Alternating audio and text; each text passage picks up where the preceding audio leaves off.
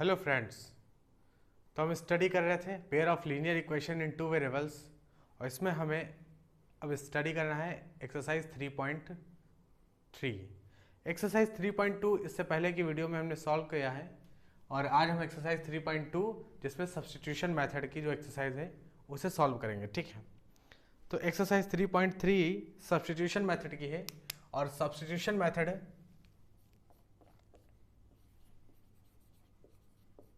Substitution method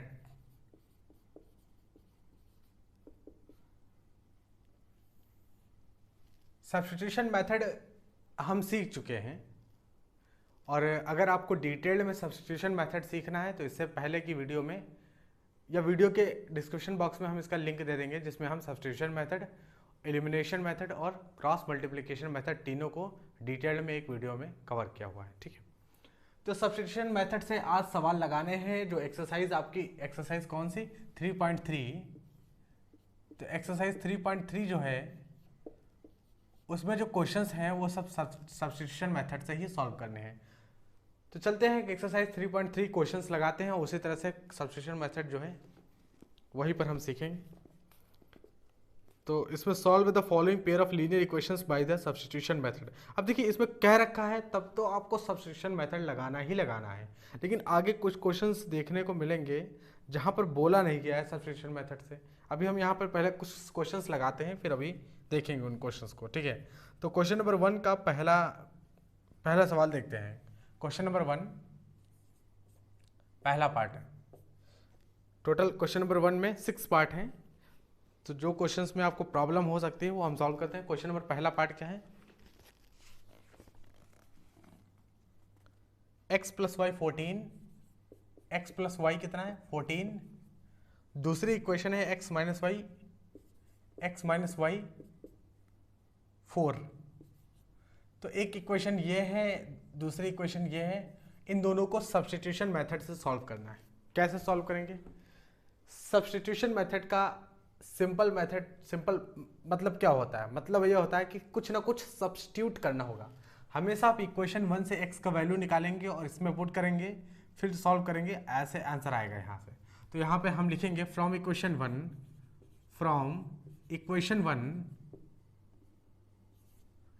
1 से क्या करेंगे? From equation 1। अब देखिए इक्वेशन 1 से क्या करेंगे? इक्वेशन 1 में देखो x प्लस वाई कितना है 14 है, तो आप x की वैल्यू यहाँ से लिख सकते हो 14 माइनस वाई। अरे भाई x y उधर जाएगा तो 14 माइनस वाई हो जाएगा x की वैल्यू। अब इस x की वैल्यू जो है x equals to 14 minus Y, ये x यहाँ पर रख देते हैं। तो ये वाला जो x है ये दूसरी इक्वेशन में रखते हैं। तो putting x equals to 14 minus Y in equation number कौन सी इक्वेशन? इक्वेशन नंबर 2 में। अगर x equals to 14 minus Y equation 2 में पुट कर दिया x की जगह, तो यहाँ पर इक्वेशन नंबर 2 ये थी x minus Y equals to 4, और यहाँ पर x की वैल्यू पुट करनी है ये 14 माइनस वाई। तो यहाँ पर रखते हैं 14 minus Y equals to 4, minus Y minus 2y, तो 14 माइनस 2y इक्वल्स टू 4। फिर 2y उधर जाएगा, 4 इधर लाते हैं। ठीक है, तो 14 अगर 14 को उधर लेके जाते हैं तो देखो यहाँ कितना आ जाएगा माइनस का 2y, और 14 अगर उधर जाएगा तो 4 माइनस 14। ठीक है, 4 माइनस 14 कितना हो गया? माइनस का 10। ये है माइनस का 2y, कैंसिल करते हैं माइनस माइनस, दो तरफ से कैंसिल हो गया, 2 पंचे 10। तो y की वैल्यू कितनी आ गई? 5। y की वैल्यू 5 आ गई। अगर y की वैल्यू 5 आ गई है तो इस वाली इक्वेशन में, इस वाली यहाँ पर y की वैल्यू 5 रख दो। तो देखो यहाँ से 14 माइनस वाई की वैल्यू 5 आई है, तो 5 रख देते हैं। तो कितना आ गया ये? 14 में से 5 गए तो 9। ठीक है, y x की वैल्यू कितनी आ गई? x की वैल्यू आ गई 9। तो आप देख सकते हो कि यहाँ पर x और y दोनों की वैल्यू निकल आई है। x की वैल्यू 9 और y की वैल्यू 5 आ गई। ठीक, इस तरह से हम मेथड से सॉल्व करते हैं। आप कहेंगे y की वैल्यू जो निकली है वो हम यहाँ नहीं रखना चाहते, हम इस इक्वेशन में रख के निकाल सकते हैं। हाँ, तो भाई इस इक्वेशन से निकाल सकते हो। आप y की वैल्यू अगर आ गई है 5, तो आप इस इक्वेशन में रखोगे y की वैल्यू 5 यहाँ पर, तो भी तो x की वैल्यू 9 आएगी। इस इक्वेशन में y की वैल्यू रखोगे 5 तो भी 9 आ गई। इस इक्वेशन में रखो, जब एक वेरिएबल की वैल्यू आ जाती है तो दूसरे वेरिएबल की वैल्यू, यानी एक वेरिएबल की वैल्यू आ गई, दूसरे वेरिएबल की वैल्यू निकालने के लिए वो जो वेरिएबल की वैल्यू निकल के आई है वो किसी भी इक्वेशन में रख दो। यानी जो पहले जो सवाल में आपको दो इक्वेशन दी गई हैं, उसके बाद इक्वेशन वन से जो निकालोगे है तो यही इक्वेशन 1, तो इक्वेशन 1 में ही तो पुट कर रहे हैं। ठीक है, इस तरह से सब्स्टिट्यूशन मेथड। क्यों? क्योंकि हमने इक्वेशन 1 से x की वैल्यू निकाली, इक्वेशन 1 से हमने क्या किया, x की वैल्यू निकाली, और ये से x की वैल्यू इक्वेशन 2 में देखो x की वैल्यू सब्स्टिट्यूट कर दी, इसीलिए इसका नाम पड़ा सब्स्टिट्यूशन मेथड।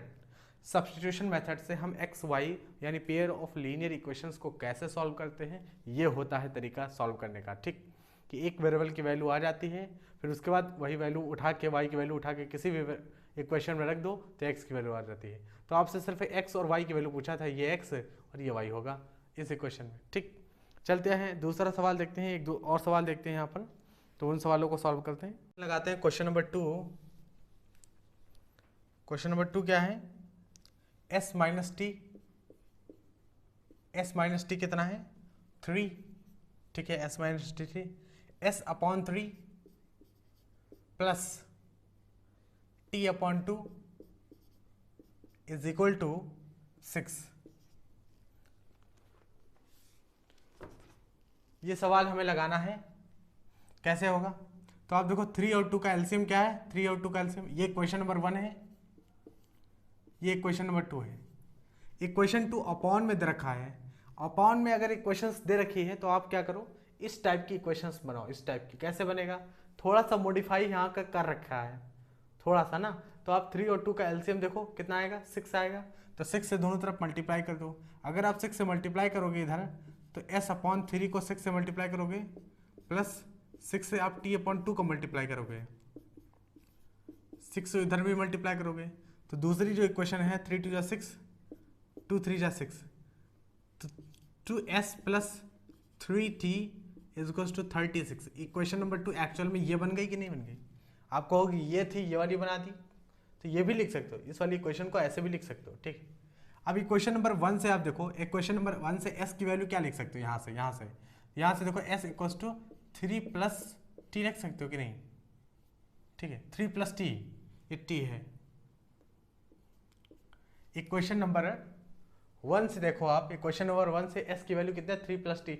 इस वाले s की वैल्यू इस इक्वेशन में रखते हैं, तो from equation putting the value of s in equation number 2, इस इक्वेशन नंबर 2 में रखते हैं इस s की वैल्यू।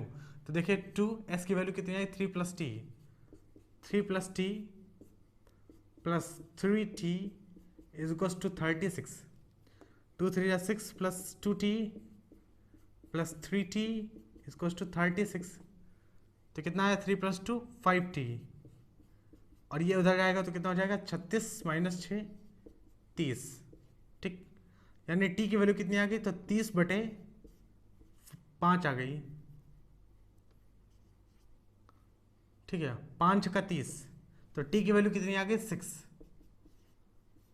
t की वैल्यू 6 आ गई। अगर t की वैल्यू 6 है तो इस t की वैल्यू यहाँ पर पुट करो तो s की वैल्यू आ जाएगी। तो देखो s की वैल्यू कितनी आएगी, 3 प्लस t की वैल्यू 6 आई ना, तो s की वैल्यू आ गई 6 3 9। तो भाई s और t की दोनों की वैल्यू आ गई।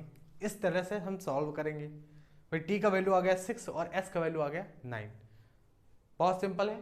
ठीक है, तो इस तरह से हम जो है इक्वेशंस को अगर मॉडिफाई करके रखा है तो कोई दिक्कत नहीं। जैसे एक क्वेश्चन दे रखा है, क्वेश्चन नंबर, आप देखो क्वेश्चन नंबर 4 में पॉइंट लगाया 0.2x plus 0.3y is equal to 1.3, तो क्या हो गया, उसमें पॉइंट हटा देंगे। जैसे मान लो कि क्वेश्चन नंबर जो आपका 4 है उसमें आप देखो क्वेश्चन नंबर 4 में क्या है, 0.2x plus 0.3y is equal to 1.3। ये कुछ सवाल इस तरह का दे रखा है। ठीक, जैसे इस क्वेश्चन नंबर 4 में है, क्वेश्चन नंबर 4 में देखिए क्या है, इसमें भी थोड़ा सा मॉडिफाई किया हुआ है कि 0.2x plus 0.3y is equal to 1.3। एक और क्वेश्चन है 0.4x plus 0.5y is equals to 2.3। अब जो इक्वेशन नंबर 1 ये है, इक्वेशन नंबर 2 ये है, तो इसमें देखो थोड़ा सा मॉडिफाई किया हुआ है, बहुत ज़्यादा नहीं, बहुत थोड़ा सा। करना क्या आपको है कि इन पॉइंट्स को हटाना है बस। जैसे मान लो इस इक्वेशन में हम पॉइंट्स कैसे हटाएं, अगर पॉइंट्स में आप सवाल करोगे, इस इक्वेशन को सवाल को सॉल्व करोगे, बहुत लेंदी हो जाएगा। तो फिर कैसे हम इसमें पॉइंट हटाएंगे? तो देखिए पॉइंट अब जब आप हटाते हो तो 1 0 आता है, पॉइंट हटाओगे तो 1 0 आएगा, और यहाँ से भी पॉइंट हटाओगे 1 0 आएगा। तो भाई अगर एलसीएम लेगे इधर, तो इधर आएगा 4x plus 3y, 4x plus 5y divided by 10, और इधर देखो 23 अपॉन 10, तो 10 से 10 कैंसिल, तो इधर नीचे कैंसिल हो गया है। इसका मतलब final equation 4x plus 5y equals to 23 है। ये वाली दूसरी वाली इक्वेशन। तो ऊपर वाली इक्वेशन तो हम ऐसे लिख देंगे 2x plus 3y equals to 13 है। भाई सिंपल है इक्वेशन। जब ये पॉइंट वाइड हटाने के बाद जब इक्वेशन इस तरह से बन गई फाइनल, तो ऊपर वाली भी इक्वेशन इस तरह से बन जाएगी। अब इन दोनों इक्वेशंस को हम सॉल्व करेंगे, और इक्वेशन सॉल्व करना सब्स्टिट्यूशन मेथड से हमें आता है, तो बस इन दोनों इक्वेशन सॉल्व हो जाएंगे। ये क्वेश्चन नंबर 4 है। देखो कितना सवाल ईजी है, तो थोड़ा सा मॉडिफाई किया हुआ है। अगला क्वेश्चन हम देखते हैं यहाँ पर, क्वेश्चन नंबर 5, जिसमें अंडर रूट लगा के रखा है। Question number 5, under root 2x plus under root 3y equals to 0। दूसरा इक्वेशन क्या है? Under root 3x minus under root 8y equals to 0।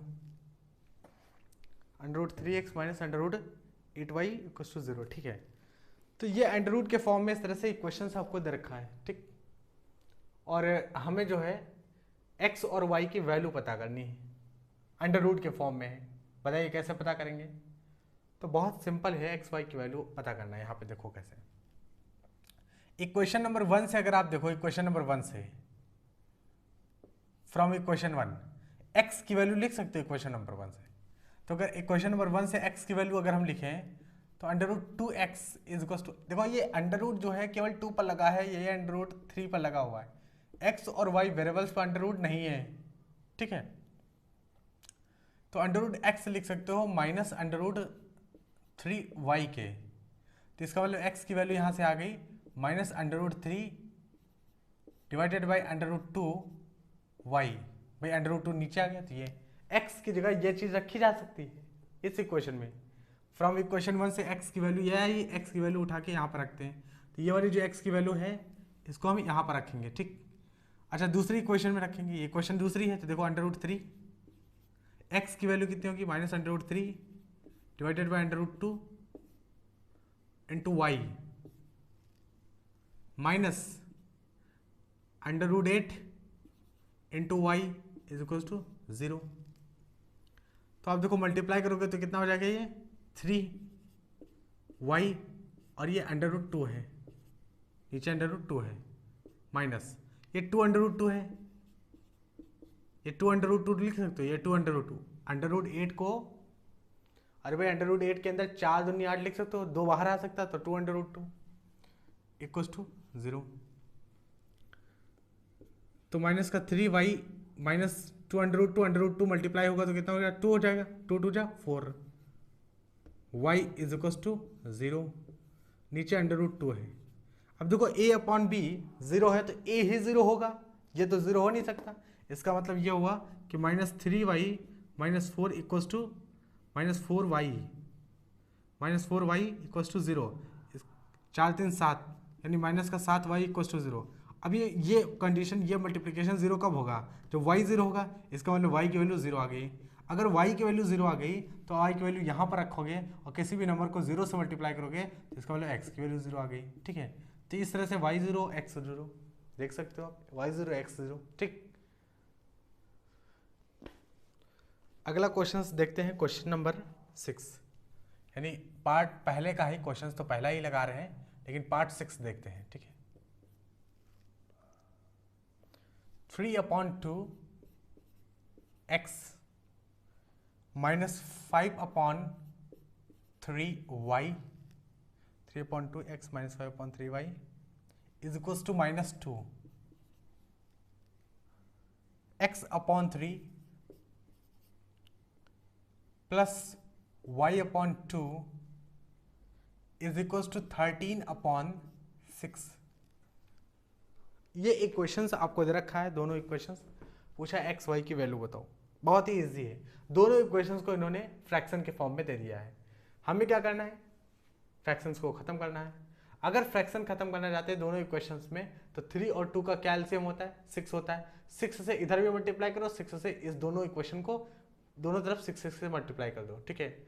अगर हम इस इक्वेशन को 6 से मल्टीप्लाई करते हैं, ऊपर वाला ऊपर देखो 6 से मल्टीप्लाई करो, तो 2 3 जा 6, चलो हम मल्टीप्लाई करके लिख देते हैं इसको। 6 से मल्टीप्लाई करोगे तो 3/2 x minus 6 into 5/3 into y is equal to, इधर भी मल्टीप्लाई करोगे 6 से तो 6 दूनी 12,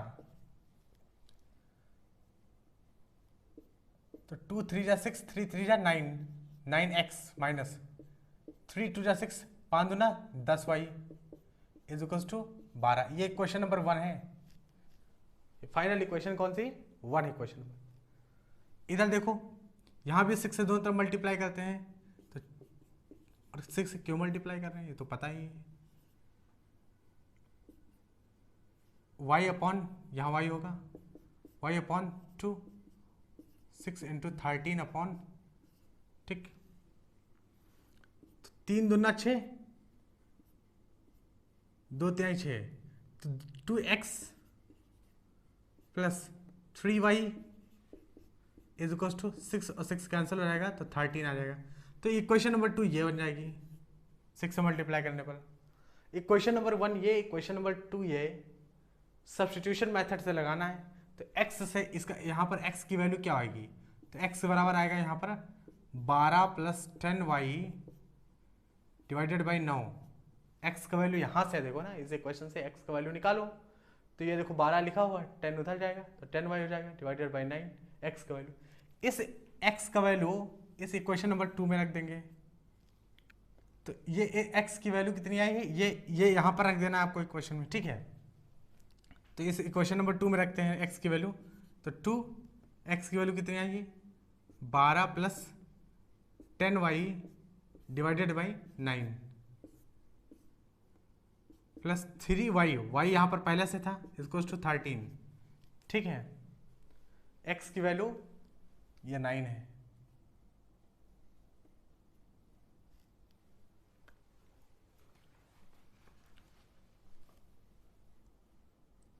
इधर जब 6 से मल्टीप्लाई करोगे आप, पूरी इक्वेशन को 6 से इधर मल्टीप्लाई किए थे, फिर इधर मल्टीप्लाई किए थे 6 से, तो 6 दूनी 12 माइनस का 12, ठीक। फिर उसके बाद 2 3 जा 9 और यहाँ 3 2 जा 6, तो 5 दूना 10, ठीक है। और यहाँ पर माइनस का 12 हम नहीं, केवल डायरेक्ट 12 लिख दिए थे, ठीक है। तो ये माइनस का 12 होगा यहाँ पर, ठीक। तो ये माइनस का 12 होगा यहाँ, तो ये माइनस का 12 हो जाएगा ये, ठीक है, माइनस का 12। तो जब x की वैल्यू यहाँ पर रखोगे तो ये भी माइनस का 12 हो जाएगा। माइनस साइन जो है ड्रॉप वहाँ से छूट गया था, तो माइनस साइन लगाना ज़रूरी है, क्योंकि माइनस साइन एक भी साइन इधर उधर होगा तो आंसर मिसमैच कर जाएगा, ठीक है।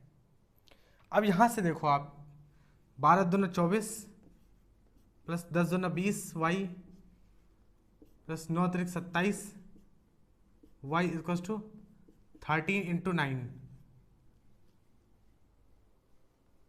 ये इक्वेशन बनी। वही 2 से मल्टीप्लाई किए इसको, 2 से मल्टीप्लाई किए 9 9 3 27, 9 सीधे उधर चला गया तो 13 इंटू 9 हो गया। कितना हो गया ये 20 20 40 और 47 वाई, और ये तेरा उधर जाएगा 24 तो ऐड हो जाएगा। तो देखो 9 3 27, 9 के 9 2 11 और प्लस 24, तो y की वैल्यू कितनी आ गई, तो y आ गया यहाँ से, y आ गया यहाँ से 117 प्लस 24, तो 117 प्लस 24 कितना होता है, तो 7 4 11, 2 1 3 1 4 और 1, तो 141 डिवाइडेड बाई 47, तो देखो 3 से जाएगा ये, 3 से, तो y की वैल्यू कितनी आ गई 3। भाई 3 7 21, 3 चौक 12, 1 13 14, ठीक। तो y की वैल्यू 3 आ गई। अगर y की वैल्यू 3 आ गई है, y की वैल्यू 3 आ गई है तो x की वैल्यू क्या आ गई? तो x की वैल्यू, y की वैल्यू 3 आई, यहाँ y वैल्यू रख देंगे 3, x की वैल्यू आ जाएगी। कैसे? देखिए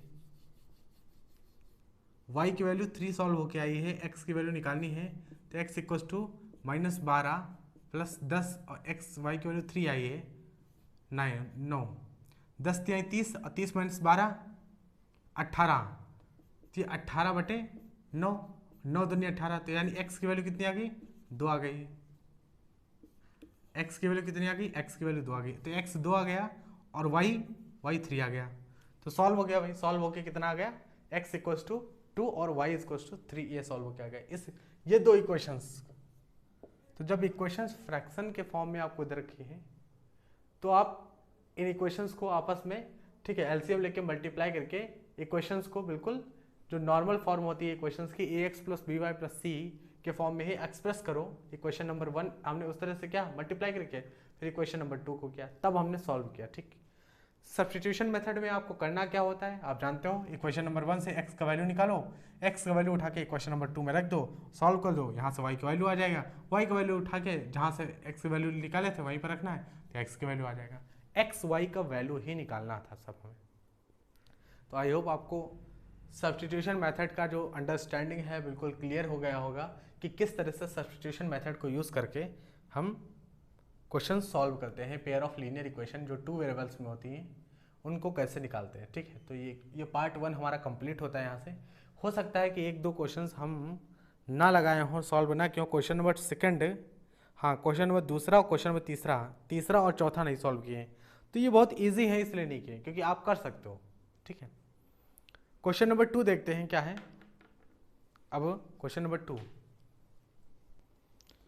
क्वेश्चन नंबर 2 देखिए। क्वेश्चन नंबर 2 में क्या है? Solve 2x + 3y = 11 and 2x - 4y = -24 and find the value of m for which y = mx + 3। दो इक्वेशन है, 2x + 3y = 11, 2x + 3y = 11, 2x - 4y = -24। ठीक है, ये इक्वेशन नंबर 1 है, इक्वेशन नंबर 2 है। इनको सॉल्व करना है तो इनको जब सॉल्व करोगे तो एक्स वाई का वैल्यू आएगा। ठीक है, लेकिन m का वैल्यू निकालना है। इन्होंने कहा है y = mx + 3 है। जो वैल्यू यहाँ से एक्स वाई का वैल्यू आया है वो y का वैल्यू यहाँ रखो, x का वैल्यू यहाँ रखो, m का वैल्यू बताऊँ। सवाल ये है। ठीक, तो देखिए ये pair of linear equation 2 variable में है, वही है अभी जो हम सॉल्व कर रहे थे। लेकिन यहाँ पर सवाल में ये नहीं कहा गया है कि इसको सब्स्टिट्यूशन मेथड से ही सॉल्व करना है। कहा गया है? नहीं कहा गया है भाई। यहाँ पर सवाल में ये नहीं कहा गया है कि इसको सब्स्टिट्यूशन मेथड से ही सॉल्व करना है, सवाल में कहीं नहीं लिखा है। अब हम इसको किसी भी मेथड से सॉल्व कर सकते हैं। और हमने बताया है कि वीडियो के लिंक में डिस्क्रिप्शन बॉक्स में वो वीडियो पड़ी हुई है जिसमें हमने सब्स्टिट्यूशन मेथड, एलिमिनेशन मेथड और क्रॉस मल्टीप्लिकेशन मेथड डिटेल में पढ़ाई की है उसकी। तो आई होप आप उसे पढ़ के आए। तो यहाँ पर हम एलिमिनेशन मेथड लगाएंगे। ठीक है, एलिमिनेशन मेथड बहुत सरल पड़ेगा, यहाँ पर तुरंत आंसर आ जाएगा। अगर सब्स्टिट्यूशन मेथड यहाँ लगाओगे तो ये थोड़ा सा बड़ा होगा, लेंदी हो जाएगा। एलिमिनेशन मेथड से डायरेक्ट आ जाएगा क्वेश्चन नंबर 1, यानी इक्वेशन नंबर 1 से इक्वेशन नंबर 2 को आपको सब्ट्रैक्ट करना है। जैसे ही आप सब्ट्रैक्ट करोगे, देखो 2x + 3y को सब्ट्रैक्ट करना है किसे? 2x - 4y = 11 - 24। अरे भाई इक्वल टू के इधर वाला इधर से सब्ट्रैक्ट कर दिया और इधर वाले से सब्ट्रैक्ट कर दिया। ठीक है, आपको ये गलत हो गया, ये सब्ट्रैक्ट करना था माइनस का और माइनस का 24। ठीक, ये था भाई -24 पहले से था ना, सब्ट्रैक्ट कर रहे हैं। ऊपर से इधर सब्ट्रैक्ट किया, राइट हैंड साइड से सब्ट्रैक्ट हो गया, लेफ्ट हैंड साइड से सब्ट्रैक्ट हो गया। हम डायरेक्ट भी कर सकते थे डायरेक्ट, लेकिन हो सकता है कि कुछ लोगों को ये बात समझ में ना आए डायरेक्ट वाली। तो देखो 2x + 3y - 2x + 4y = 11 + 24। तो यहाँ से देखो 2x कैंसिल हो गया और 4 3 7y। तो अगर ये 7y हो गया और ये कितना हो गया? 4 1 5 2 1 3, 7 5 35, तो y की वैल्यू कितनी आ गई 5। आप कहेंगे y की वैल्यू 5 आ गई, x की वैल्यू कैसे आएगी? तो y की वैल्यू अगर 5 आ गई है तो x की वैल्यू के लिए इस y की वैल्यू 5 या तो इसमें रख दो, y की वैल्यू 5 या तो इसमें रख दो, y यहाँ 5 रख दो या तो यहाँ 5 रख दो। हम दूसरी इक्वेशन में रखते हैं, अगर y की वैल्यू y इक्वल्स टू 5 दूसरी इक्वेशन में रखते हैं तो देखिए 2x minus 4 into 5 equals to minus का 24, तो ये को 5 को 20, 2x माइनस का 20 इक्वल्स टू माइनस का 24, 20 उधर जाएगा तो कितना हो जाएगा 20 माइनस 24 और ये 2x, ये कितना आ गया माइनस का 4 और ये हो गया 2x। अगर 2x माइनस का 4 के बराबर है तो x की वैल्यू कितनी आ गई माइनस 4/2, x की वैल्यू आ गई माइनस का 2, x का वैल्यू कितना आ गया माइनस का 2 आ गया, y का वैल्यू कितना आ गया 5 आ गया। अब इन दोनों y का वैल्यू और x का वैल्यू यहाँ पर रखना है हमें और ये सॉल्व करके बताना है। तो y का वैल्यू कितना y equals to mx plus 3, यहाँ से m का वैल्यू सॉल्व करना था ना, तो y कितना है माइनस y है 5, y का वैल्यू 5 निकल के आया ना ये, और x का वैल्यू है -2, तो -2 इंटू एम प्लस 3, तो m की वैल्यू क्या आएगी, तो देखो 3 इधर लेके आते हैं तो 5 minus 3 equals to -2 into m, 5 minus 3 2, -2 into m, तो -2 से -2 कैंसिल हो जाएगा और m की वैल्यू कितनी आ जाएगी -1, भाई 1 माइनस था ना पहले से, तो m की वैल्यू कितनी आ गई -1, तो ये हमारा होगा final answer m equals to -1। और इसमें यही पूछा था कि find the value of m, ठीक है, and hence find the value of m for which y equals to mx plus 3, तो y m की वैल्यू कितनी होगी -1। इस तरह से हम यहाँ पर सॉल्व करेंगे।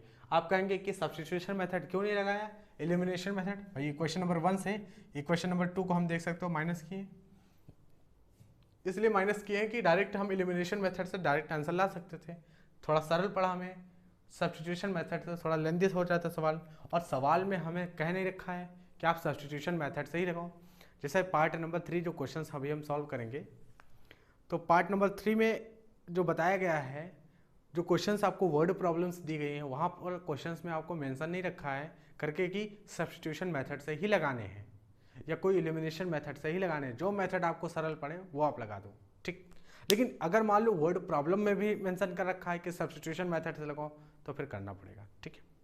तो एग्जामिनेशन में अगर वर्ड प्रॉब्लम्स आ गई, सवाल आ गया वर्ड प्रॉब्लम के फॉर्म में और आपको सॉल्व करना है, तो इक्वेशंस बनाइए और इक्वेशंस बना के बाद कोई भी मेथड लगा दीजिए अगर उसमें सवाल में मेंशन नहीं है कि आप इस मेथड से क्वेश्चंस को सॉल्व करें, ठीक।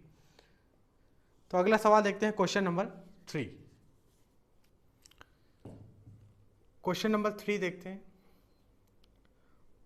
Form the pair of linear equations for the following problems and find their solutions by substitution method. देखिए वहाँ पर मेंशन रखा है ऊपर क्वेश्चन नंबर 3 में, आप जब देखेंगे तो ऊपर ही मेंशन कर रखा है कि जो भी इक्वेशंस बनेंगी, यानी जो भी सवाल आप फॉर्म करने वाले हो, सवालों के थ्रू जो इक्वेशंस बनाने वाले हो, उन इक्वेशंस को सब्स्टिट्यूशन मेथड के द्वारा सॉल्व करना है।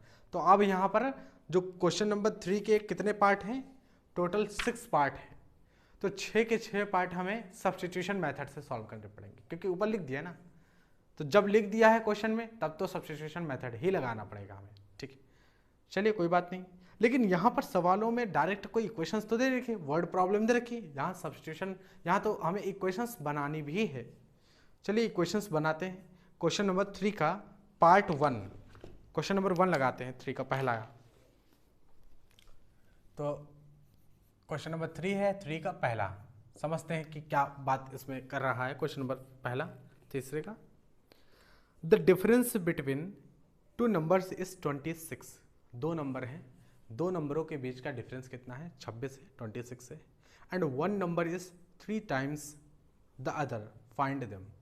और एक नंबर जो है वो 3 टाइम्स है then other, then find the number. देखिए इस तरह के सवालों को लगाने का बहुत सिंपल मेथड ये है, बहुत जो अप्रोच है वो कैसी होनी चाहिए वो हम उस पर हम बातचीत करते हैं।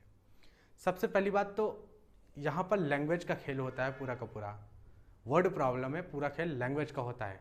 अगर आपको लैंग्वेज अच्छे से समझ में आती है मैथमेटिक्स की पढ़ने के बाद, अगर आप उस लैंग्वेज को पकड़ पाते हैं तो सवाल बहुत तुरंत जल्दी लग जाएगा, आराम से आप सवाल को लगा पाएंगे। जैसे यहाँ पर बताया गया है कि दो नंबर हैं, दो नंबर का डिफरेंस 26 है, 26 है, तो हम ये कह लेंगे यहाँ पर कि लेट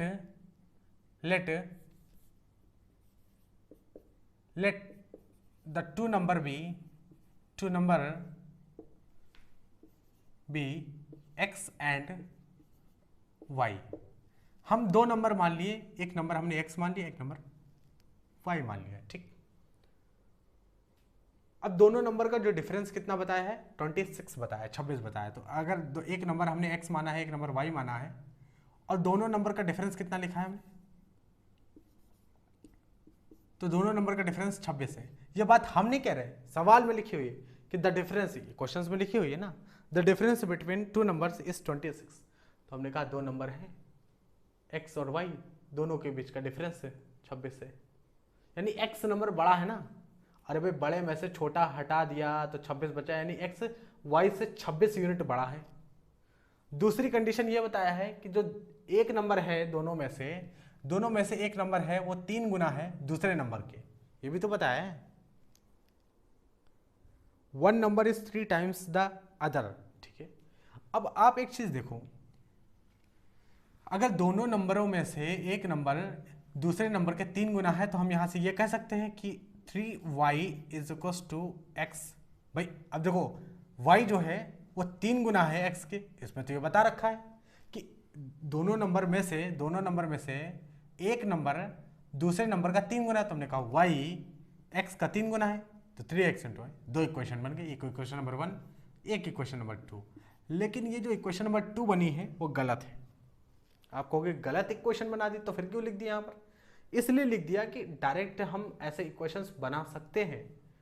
ऐसा नहीं है कि ये चीज़ लिख दी गई है और ये मतलब दो नंबर हमें दिए थे और ये एक नंबर दूसरे नंबर का 3 गुना था, तो जिस तरह पाए उस तरह लिख दिया, जैसे हमने इस तरह से लिख दिया, ये गलत है। वहाँ दूसरी इक्वेशन बनाने में भी कुछ नियम लगे हुए हैं। कैसे देखो, कैसे, जब हमने x को बड़ा नंबर माना है, x को बड़ा नंबर माना है y से, तभी तो x माइनस वाई 26 आया।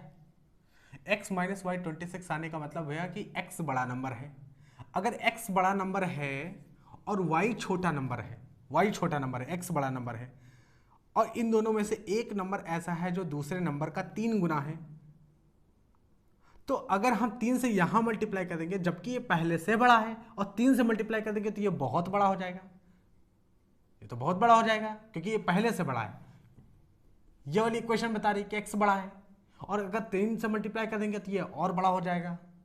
तो फिर बराबर कैसे लगाएंगे? बराबर का मतलब हम भी जितने तुम भी उतने, तो इसका मतलब एक नंबर दूसरे नंबर से 3 गुना है, इसका मतलब हमें बराबर करने के लिए यहाँ पर 3 से मल्टीप्लाई करना पड़ेगा और ये बराबर करना पड़ेगा, तभी तो हुआ।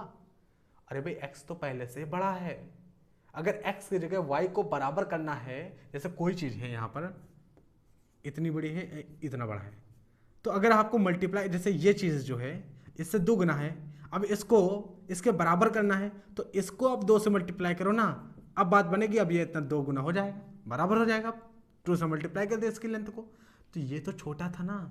ये इक्वेशन बता रही है कि 26 यूनिट बड़ा है, इसीलिए इक्वेशन ये बनेगी, ना कि ये बनेगी। ऐसे डायरेक्ट आप नहीं लिख सकते हैं, ठीक है। तो ये वाली जो इक्वेशन है, दूसरी इक्वेशन, कुछ अपने आप से डायरेक्ट मत लिख दीजिएगा कि दो नंबर है तो किसी को भी 3 गुना कर दो, नहीं, उसमें भी है। तो x इक्वल टू 3y, ठीक। तो फाइनल इक्वेशन क्या होगी? x इक्वल टू 3y हो जाएगी, ये इक्वेशन नंबर 2 हो जाएगी। अब दोनों इक्वेशन को सॉल्व कर लो, बहुत सिंपल है। x की जगह 3y रख सकते हो, तो इक्वेशन नंबर 1 में हम x की जगह 3y रखते हैं, 3y इक्वेशन नंबर 1 में रखते हैं, x की जगह 3y minus Y equals to 26, तो 3 में से 2 एक गए तो 2y equals to 2y equals to 26। कितना आ गया? y की वैल्यू 13 आ गया।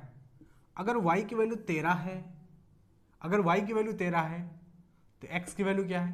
तो देखिए y की वैल्यू 13 यहाँ पर रखते हैं, तो 3 इंटू 13, 3 इंटू 13, तो x की वैल्यू कितने आ गए? 13 × 3 = 39 आ गया भाई।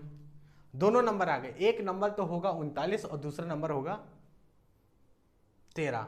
ठीक है, अब जो सवाल में मेंशन है देखो वही आ रहा कि नहीं आ रहा। कहा था दो नंबर का डिफरेंस 26 होता है। आप ना 39 में से जरा 13 निकालो, देखो कितना आता है। 9 में से 3 गए 6, 3 में से 1 गए 2, देखो 26 आ रहा। फिर कहा था एक नंबर दूसरे नंबर से 3 गुना है, तो आप देखो जो 13 है, जो x की वैल्यू 39 है और y की वैल्यू 13 है, तो x की वैल्यू देखो 13 × 39 होता है ना, ये 13 × 39 है, तो ये 3 गुना है इससे कि नहीं। वही चीज़ तो हमने क्या कि y को हमने 3 गुना पहले से कर दिया था। अब ये बात यहाँ निकलने के बाद तो आपको दिख रही है 13 × 39, लेकिन जब नहीं निकली थी, जब ये चीज़ नहीं पता थी, तब आप इस तरह का सवाल, इस तरह से इक्वेशन बना पाएँ, तब कुछ बात है, तब आप आंसर अच्छे से ला पाएंगे। ठीक है, और सही सही आंसर आएगा तब जाके। तो ये यहाँ पर जो है लैंग्वेज का खेल है, क्वेश्चंस को बनाना बहुत सिंपल हो जाएगा अगर आप लैंग्वेज सवाल की भाषा को समझ पा रहे हैं तब। चलो हम आगे बढ़ते हैं और आगे के एक दो क्वेश्चंस लगाते हैं, तब आप और अच्छे से समझ पाओगे। क्वेश्चन नंबर 2, पार्ट 2 करेंगे तीसरे का। The larger of two supplementary angles exceeds the smaller by 18 degree, find them। Supplementary angle क्या होता है पहले तो ये पता होना चाहिए, इस सवाल में तो पता होना चाहिए ना। दूसरा पार्ट है, सप्लीमेंट्री एंगल ये होता है कि जैसे ये हॉरिजॉन्टल लाइन है, ये हमने ये एक लाइन बना रखी है, मान लो ये एंगल ए है, ये एंगल बी है, तो a प्लस बी 180 डिग्री होता है। जब दो एंगल का सम 180 डिग्री होता है तो हम उसे सप्लीमेंट्री एंगल कहते हैं। ठीक है, दो एंगल का सम कितना हो 180 डिग्री हो तो उसे सप्लीमेंट्री एंगल कहा जाता है। तो a और b यहाँ पर सप्लीमेंट्री एंगल है। ठीक है, अब यहाँ पर बात क्या कर रहे हैं कि the larger of to supplementary angles exceeds the smaller by 18 degree, यानी दो सप्लीमेंट्री एंगल हैं, तो दो सप्लीमेंट्री एंगल हैं तो दोनों सप्लीमेंट्री एंगल मान लेते हैं, एक x है और एक y है, तो x प्लस वाई 180 डिग्री होगा। अब देखो इसमें कहा है कि जो लार्जर वाला है और जो स्मॉलर वाला है, वो लार्जर वाला स्मॉलर वाले से 18 डिग्री ज़्यादा है, 18 डिग्री ज़्यादा है। तो अगर मैं ये कह दूं कि x बड़ा है, x बड़ा है, तो इसका मतलब x बड़ा है और x और y को बराबर करने के लिए अगर x बड़ा है, लार्जर वाला है, तो लार्जर वाला 18 डिग्री से ज़्यादा होगा। अगर ये 18 डिग्री इससे ज़्यादा है तो 18 यहाँ पर जोड़ दो तो बराबर कर देंगे। भाई इन्होंने कहा ना, सवाल की लैंग्वेज देखो, the larger of the two supplementary angle exceeds the smaller by 18 degree.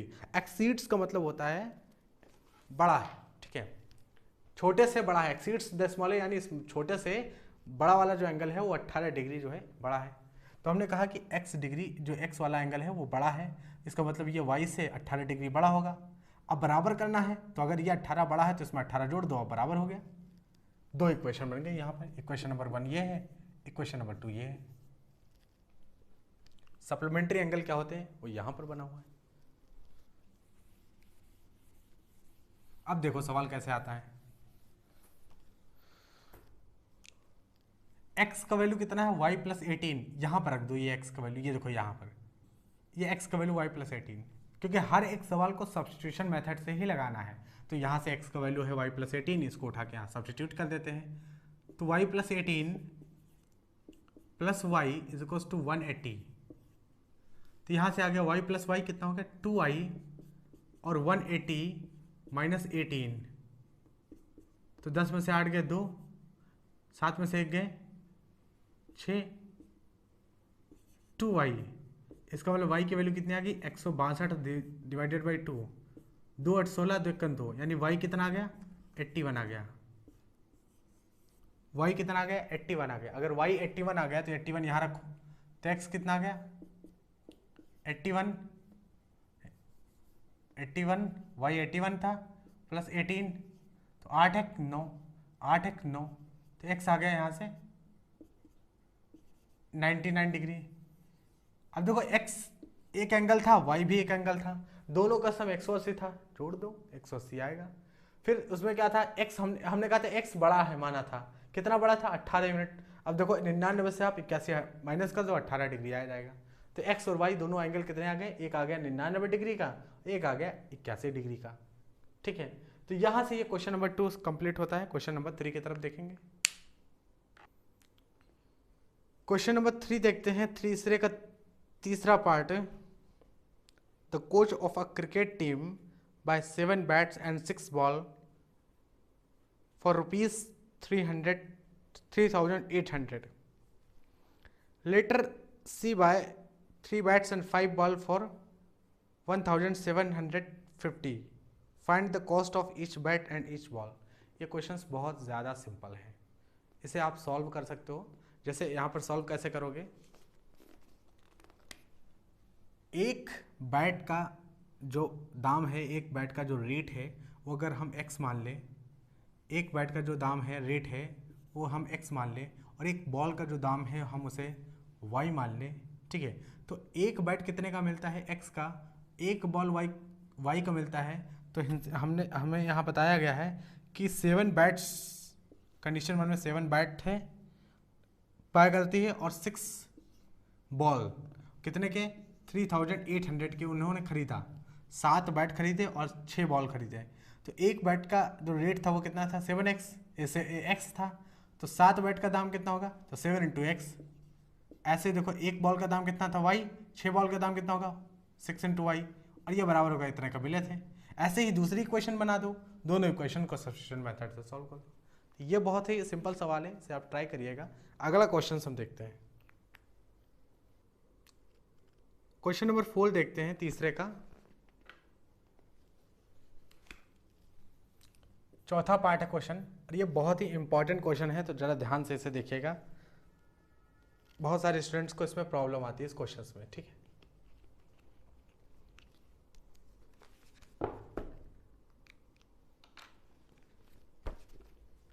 The taxi charges in a city consist of a fixed charge together with the charge for the distance covered। एक taxi है जो city में चलती है, उसका एक कुछ अपना फिक्स चार्ज है, उसमें बैठने का चार्ज है, मतलब फिक्स चार्ज मतलब कि अब अगर आप उस टैक्सी में बैठ गए तो फिक्स चार्ज है, उतना देना पड़ेगा।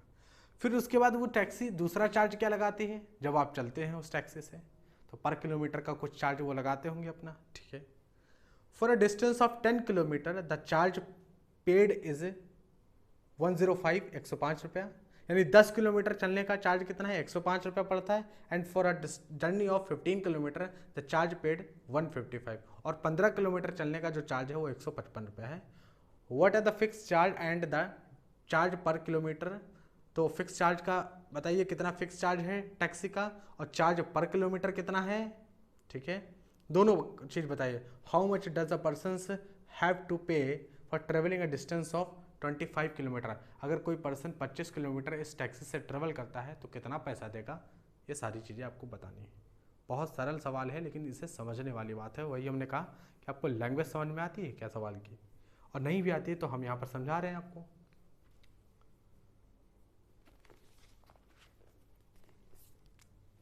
देखिए यहाँ पर 2 चीज़ें दे रखी हैं आपको, सबसे पहले इन्हें कंसिडर करते हैं। 10 kilometre for a distance of 10 kilometre charge paid is 105, यानी 10 किलोमीटर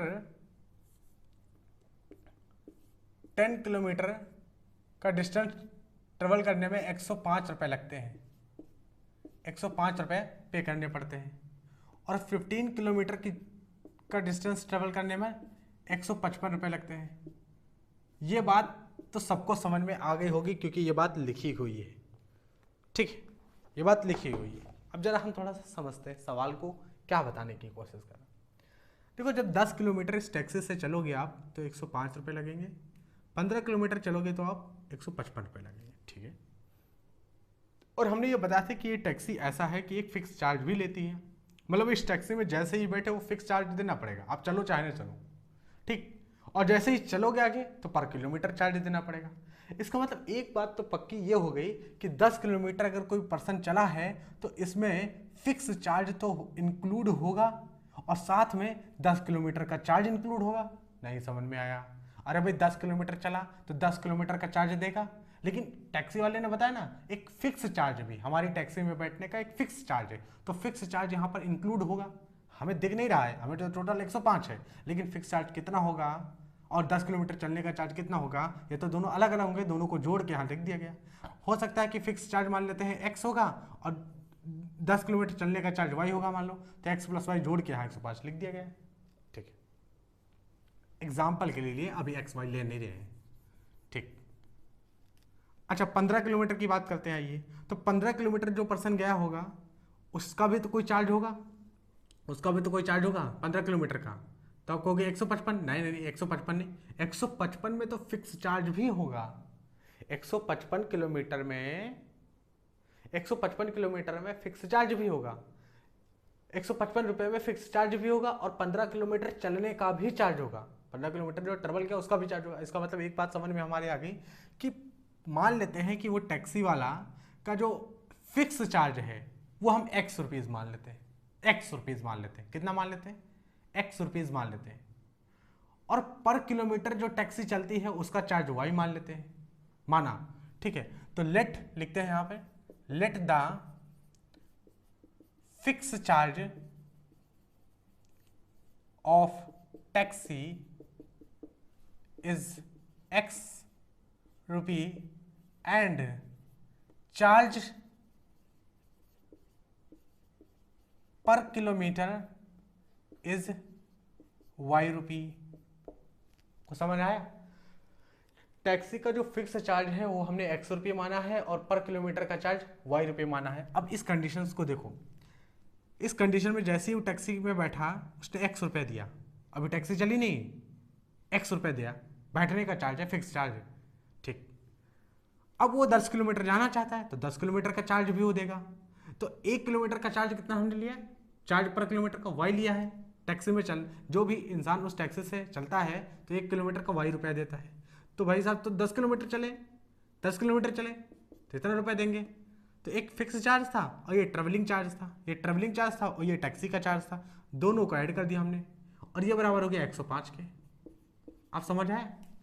आप समझ में आ गया? ठीक है, ऐसे ही यहाँ पर है फिक्स 15 किलोमीटर जब चले तो एक फिक्स चार्ज तो देना ही पड़ेगा तुम्हें ना, और उसके बाद जब 15 किलोमीटर जब चले हैं तो अगर 1 किलोमीटर का y चार्ज है, y रुपये पड़ता है, तो 15 किलोमीटर का इतना, और ये आ गया 155, ये आ गया 155। इन दोनों इक्वेशंस को आप सॉल्व कर लो सब्स्टिट्यूशन मेथड से, आंसर आ जाएगा। कैसे देखिए, अगर हमें सब्स्टिट्यूशन मेथड ना दिया होता तो हम यहाँ एलिमिनेशन मेथड लगाते, क्योंकि x कैंसिल हो जाता, माइनस करने पर डायरेक्ट आंसर आ जाता, लेकिन क्या करें सब्स्टिट्यूशन मेथड बोल रखा है तो कोई बात नहीं। इक्वेशन नंबर 1 से देखो, फ्रॉम इक्वेशन नंबर 1 से आप देखो x की वैल्यू लिखो 105 माइनस 10y, यही तो है भाई, 10y उधर जाएगा तो 105 माइनस 10y। इस x की वैल्यू को आप यहाँ पर रख दो तो कितना आएगा, 105 minus 10y plus 15y equals to 155, minus का 10y प्लस का 5y यानी प्लस का 5y, और ये देखो 105 उधर जाएगा तो ये कितना हो जाएगा 155 माइनस का 105, 105 उधर जाएगा ना तो ये कितना बचा प्लस का 5y। ठीक है, प्लस का 5y, और ये इधर कितना हो गया, इधर कितना बचा, तो आप कहेंगे 5 में से 5 गया 0 और ये 5, यानी इधर 50 बचा ना, 155 से 5 जाएगा, 155 से 105 जाएगा तो 50 बचेगा। तो टोटल हम नई लाइन में लिख देते हैं कि 5y कितना है 50, तो y की वैल्यू कितनी आ गई 50/5 यानी 10, तो y की वैल्यू कितनी आ गई 10 आ गई। ये y क्या था, y की वैल्यू 10 आ गई, ये क्या था y, कुछ माने थे y को, चार्ज पर किलोमीटर y माने थे। इसका मतलब टैक्सी में चलने का 1 किलोमीटर का कितना पैसा है 10 रुपया।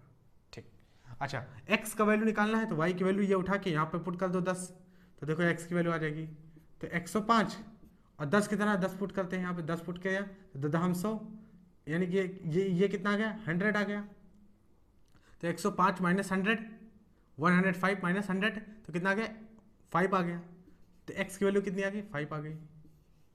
x क्या था, let the fix charge of taxi is x, इसका मतलब टैक्सी में टैक्सी का फिक्स चार्ज कितना है, तो टैक्सी का फिक्स चार्ज है x यानी 5 रुपये, और चार्ज पर किलोमीटर जो चार्ज है वो कितना है 10 रुपीज़ पर किलोमीटर। ठीक है, पर किलोमीटर, और ये फिक्स चार्ज है, यानी आप टैक्सी में गए, बैठ गए, केवल 5 रुपये देना पड़ जाएगा।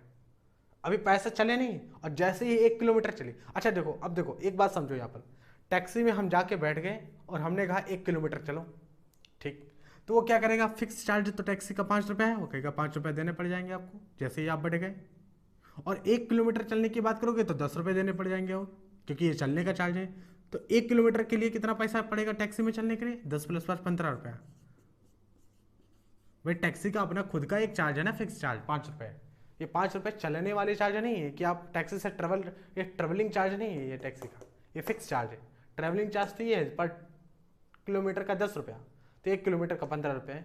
लेकिन सवाल में 1 किलोमीटर का थोड़ा पूछा, 25 किलोमीटर का पूछा है सवाल में, 25 किलोमीटर का पूछा भाई, हाँ 25 किलोमीटर का। तो 25 किलोमीटर का कैसे पता करेंगे, तो यहाँ पर 25 किलोमीटर का पता करने का तरीका ये है कि जब टैक्सी से जब आप चलोगे तो फिक्स चार्ज होगा 5 रुपये, ये तो देना ही देना पड़ेगा, चाहे 1 किलोमीटर जाओ, आधा किलोमीटर जाओ, 25 जाओ, 50 जाओ, ये फिक्स चार्ज देना ही पड़ेगा। और उसके बाद तुमने कहा 25 किलोमीटर का चार्ज, तो 1 किलोमीटर का चार्ज कितना है, 10 रुपया, तो 25 किलोमीटर का 10 इतना हो गया 250, ये आ गया, और 5 यहाँ से ऐड कर दो, टोटल हो गया 255 रुपये आपको देने पड़ेंगे 25 किलोमीटर जाने के लिए, ठीक है। यहाँ से हमारा ये सवाल कंप्लीट होता है, पूरा सवाल कंप्लीट यहाँ से हमारा होता है, ठीक। तो अगले सवाल पे हम चलते हैं। अगला सवाल देखते हैं, question number 5। A fraction become 9/11 if 2 is added to both the numerator and denominator. If 3 is added to both the numerator and the denominator, it become 5/6. Find the fraction. Let the fraction is x/y. मानते हैं let the fraction is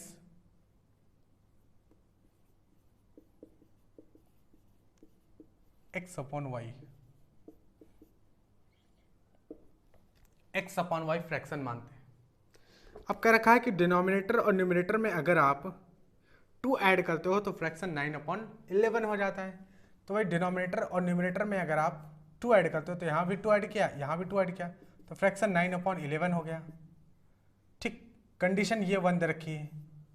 दूसरी condition क्या है, if 3 is added to both the numerator and denominator it becomes 5/6। तो अगर numerator में और denominator में आप अगर 3 ऐड करते हो तो फ्रैक्शन कैसा बन जाता है, 5/6। उस केस में फ्रैक्शन 5/6 बन जाता है। तो ये कंडीशन 2 रखा है। और उसके बाद इन्होंने कहा है कि फाइंड द फ्रैक्शन, यानी x और y की वैल्यू है एट द एंड निकालनी है, और उसके बाद x को ऊपर y को नीचे रख के फ्रैक्शन बनाना है। तो 2 कंडीशंस दे तो रखी हैं, निकाल लो यहाँ से फ्रैक्शन, बहुत सिंपल है, ठीक है। कैसे आएगा, तो बहुत ही इजी है। इनको क्या करना है, क्रॉस मल्टीप्लाई करो, एक्स वाई का एक इक्वेशन बनाओ, दोनों हो जाएगा, ठीक है। चलिए सॉल्व करते हैं। क्वेश्चन नंबर 1 से देखो, इधर क्रॉस मल्टीप्लाई करते हैं तो 11 से हमें से x + 2 को मल्टीप्लाई करना पड़ेगा, और 9 को मल्टीप्लाई करना पड़ेगा y + 2 से। एक क्रॉस मल्टीप्लाई किया हुआ है भाई, इसको इससे मल्टीप्लाई करोगे, इसको इससे मल्टीप्लाई करोगे, क्रॉस मल्टीप्लाई। तो देखो 11x + 22 = 9y 18। तो 11x - 9y, और ये कितना हो गया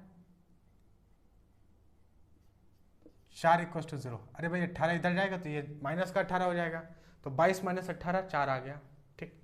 इक्वेशन नंबर 1 ये वाली बन के तैयार होगी, फाइनल इक्वेशन, ठीक। जिस फॉर्म में हम सॉल्व कर पाते हैं उस फॉर्म की बात कर रहा हूँ मैं। दूसरी इक्वेशंस को देखो कैसे करना है, मल्टीप्लाई करते हैं, क्रॉस मल्टीप्लाई। 6x + 3 5y + 3, तो 6x + 18 5y + 15, 6x - 5y, और ये कितना हो गया +3 = 0। अरे 15 इधर आएगा तो माइनस का 15, 18 - 15 3 बचेगा, तो वही 3 डायरेक्ट हम लिख दे। इक्वेशन नंबर 2 ये है। अब इन दोनों इक्वेशंस को सॉल्व कर लो, एक्स वाई की वैल्यू निकलेगी, वही हमारा फ्रैक्शन रहेगा। एक्स की वैल्यू ऊपर, वाई की वैल्यू नीचे है, वो हमारा फ्रैक्शन हो जाएगा। चलिए क्वेश्चन नंबर 1 से देखते हैं। क्वेश्चन नंबर 1 से हम एक्स का वैल्यू निकालते हैं। एक्स का वैल्यू देखो क्या आएगा यहाँ से, 9y -4 divided by 11, substitution method लगाना है। तो देखो x की वैल्यू निकालने के लिए 9y को उधर ले गए 0 के बराबर के उस पार, तो 9y प्लस का हो गया, फिर 4 जाएगा उधर तो माइनस का हो जाएगा, फिर 11 से डिवाइड हो जाएगा x का वैल्यू। इस x का वैल्यू जो है, इस x का वैल्यू यहाँ पर आप लोग को रखना है, यहाँ पर है, ठीक है, क्योंकि ये क्वेश्चन नंबर 2 है, मॉडिफाई करने के बाद आई। तो देखो 6x का वैल्यू कितना आया, 9y minus 4 divided by 11 minus का 5y प्लस का 3 इक्वल टू 0। तो यहाँ से देखो 6 9 54, 6 चौक 24, और ये कितना हो जाएगा 11 से 11 55, 11 3 33 इक्वल टू 0। आप कहोगे ये 11 कहाँ चला गया, अरे भाई 6 9 54, 6 चौक 24, फिर देखो 11 55, 11 3 33, अब ऊपर जो है ये पूरा बचेगा, नीचे 11 था, नीचे 11 था, लेकिन a अपॉन बी अगर 0 है तो a 0 होगा, b थोड़े ना 0 होगा, 11 कैसे 0 हो सकता है, तो इसलिए डायरेक्ट हमने इसको 0 के बराबर। ये सिर्फ एक बेसिक कैलकुलेशन है, जो क्वेश्चंस का जो मेन क्वेश्चंस था वो हमारा यहीं तक था, एक क्वेश्चन नंबर 1 एक क्वेश्चन नंबर 2। ये दो कंडीशन अगर कोई लिख पा रहा है तो सवाल इजीली सॉल्व कर पाएगा, क्योंकि आगे सिर्फ और सिर्फ सब्स्टिट्यूशन मेथड है, सब्स्टिट्यूशन मेथड से सवाल के एक्स वाई की वैल्यू निकालने का तरीका है बस आगे, ठीक है। 54 में से 55 जाएगा तो कितना बचेगा, माइनस का वाई, और ये देखो 24 और 33, तो माइनस का 24 है और प्लस का 33 है, तो कितना आएगा 24 6 30 9, यानी प्लस का 9 आ जाएगा। तो y की वैल्यू यहाँ से कितनी आ गई, y की वैल्यू यह जाएगा उधर माइनस का, माइनस माइनस कैंसिल, तो y की वैल्यू 9 आ जाएगी, ठीक। y का वैल्यू अगर 9 है तो y का वैल्यू 9 यहाँ पर रखते हैं, यहाँ पर इस इक्वेशन में y का वैल्यू ये 9 है, यहाँ पर रखते हैं, तो x का वैल्यू कितना आएगा,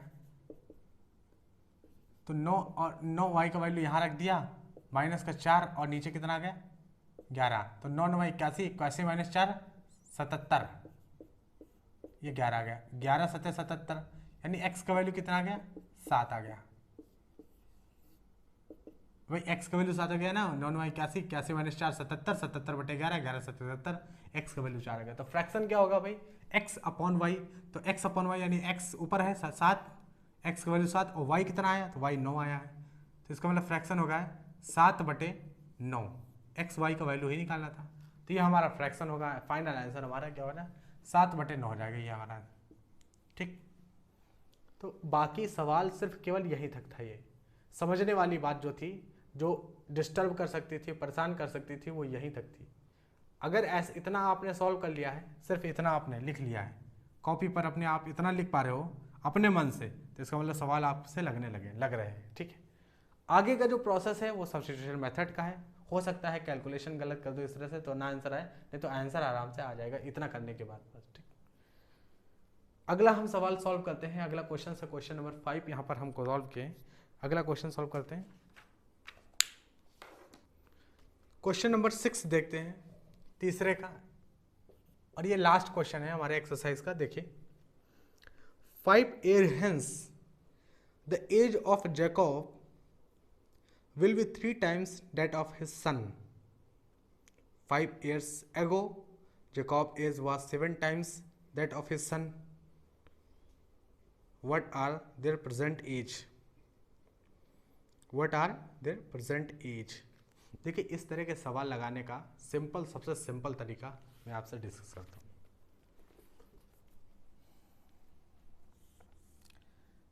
जो प्रेजेंट एज है, प्रेजेंट एज जैकॉब की और उसके सन की,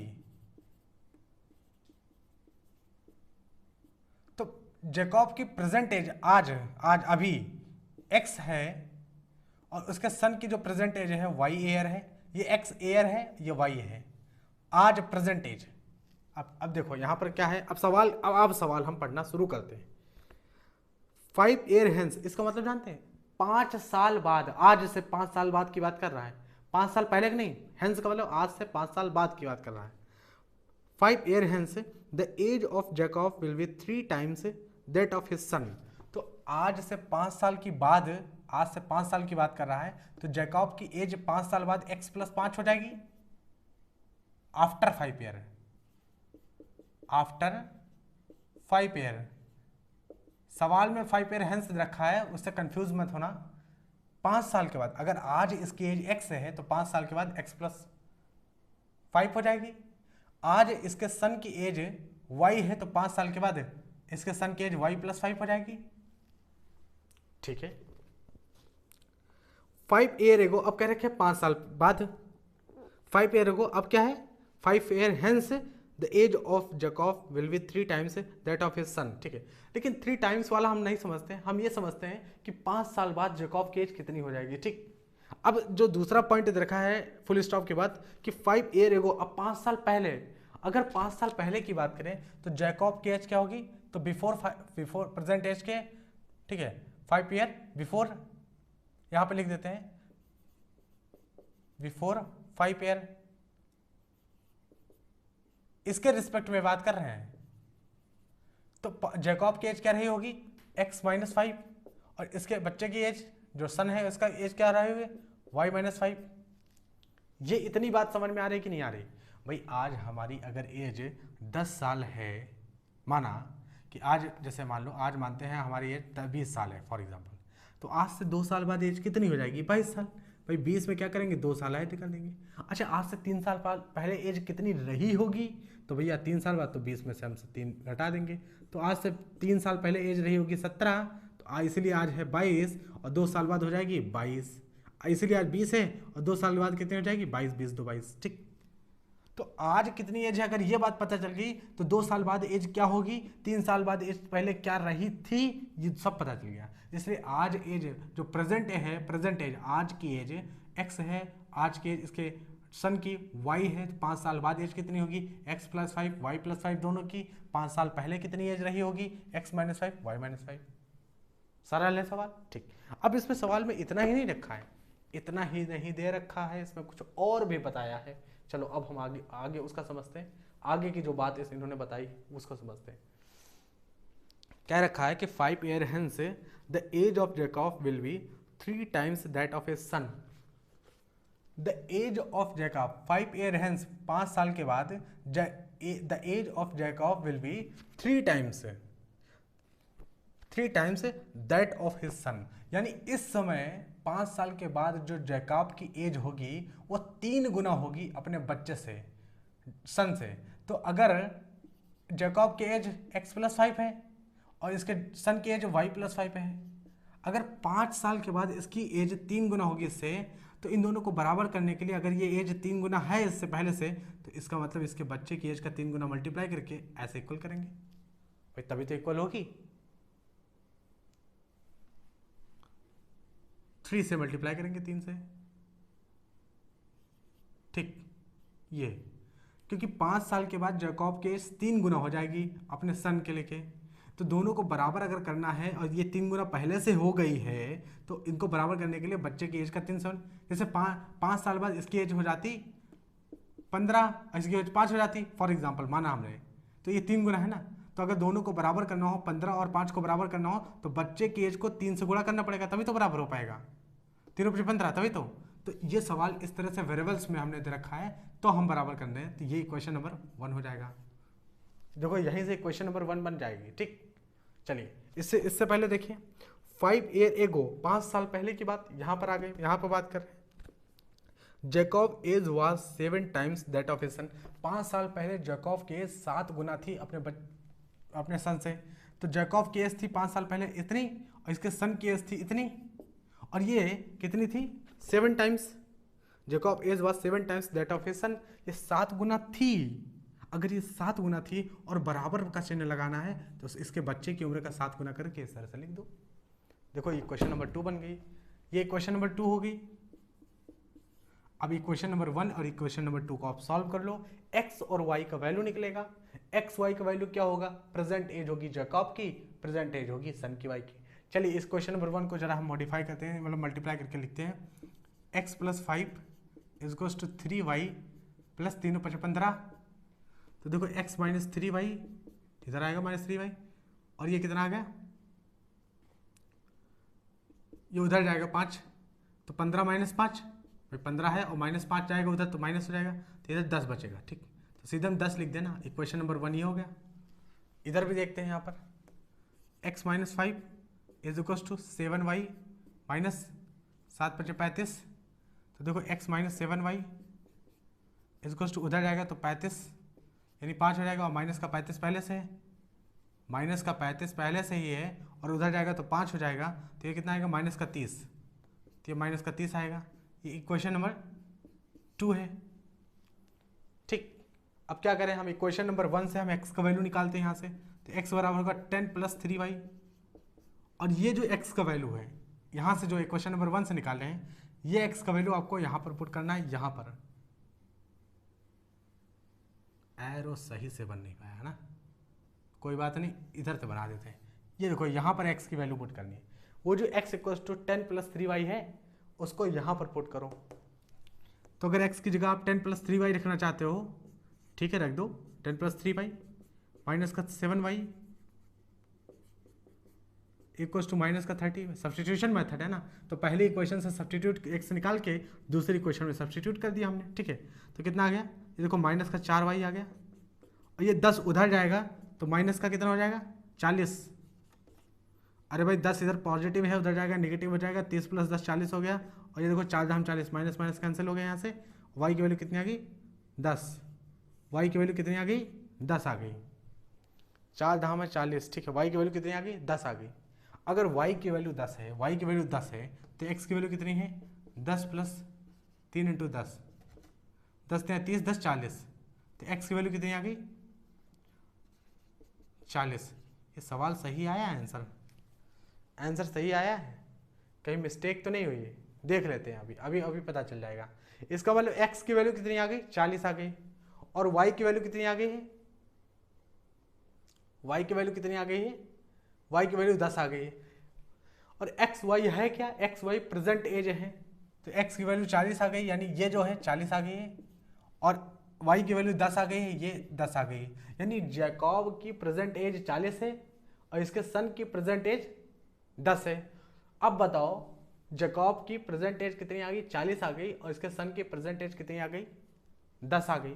ठीक है, एक बात थोड़ा समझो, प्रेजेंट एज हमसे क्या बोला था, सवाल में क्या बोला था, सवाल में हमसे पूछा था find the what are their present age. ठीक है, सवाल में प्रेजेंट एज ही पूछा था, तो हम कह देंगे जैकब की एज 40 होगी और सन किन के एज होगी 10 साल। ठीक है, 40 ईयर, जैकब की एज 40 ईयर और इनके सन की एज क्या होगी 10 ईयर। ठीक है, लेकिन सवाल सही है, ये सवाल जो है जो हमने सॉल्व किया है, क्या यह सही है? इसको पता करने का एक तरीका है, तरीका यह है कि जैकब की एज आज से 5 साल बाद कितनी होगी, तो अगर आज 40 है तो 5 साल बाद 45 हो जाएगी, इसका मतलब यहाँ 45। और इसके बच्चे की जो उम्र है वो आज 10 साल है और 5 साल बाद कितनी हो जाएगी 15। और सवाल में ये दे रखा था, ये कंडीशन, ये वाली कंडीशन दे रखा था, तो क्या जैकब की जो उम्र है एज अपने बच्चे से 3 गुना है? क्या 3 गुना है? तो 15 या 45, और वही तो कर रहे थे। इसके बच्चे की जो उम्र है सन की, वो देखो 15 या 45, भाई y + 5 की वैल्यू कितनी 15, और 15 या 45 सही है। और जैकब की जो उम्र थी वो कितनी थी 45, तो जैकब की उम्र 45 थी। ये देखो यहाँ पर ये x + 5 की वैल्यू क्या निकल के आई है 45, और y + 5 की वैल्यू क्या निकल के आई है 15, और 15 को जब 3 से मल्टीप्लाई करोगे तो 45 आ जाएगा। इक्वेशन सही है, बराबर हो रही है। वही चीज़ आप यहाँ पर चेक कर सकते हो, इधर चेक कर सकते हो। x - 5 की क्या वैल्यू है, x की वैल्यू क्या निकल के आई है, x की वैल्यू 40 निकल के आई। आप ये देखो यहाँ पर 40 रखो, 40 - 5 कितना हुआ, तो 35 हो गया। ठीक, y की वैल्यू क्या निकल के आई 10, 10 में से 5 गए 5, और 7 × 5 = 35, तो ये भी 35 आ गया, दोनों इक्वल हो गया। इसका मतलब जो आपने निकाला है आंसर, जैकब की उम्र 40 साल और इसके सन की उम्र 10 साल, ये सही है। तो प्रेजेंट एज इन दोनों की क्या हो जाएगी 40 और 10 साल हो जाएगी।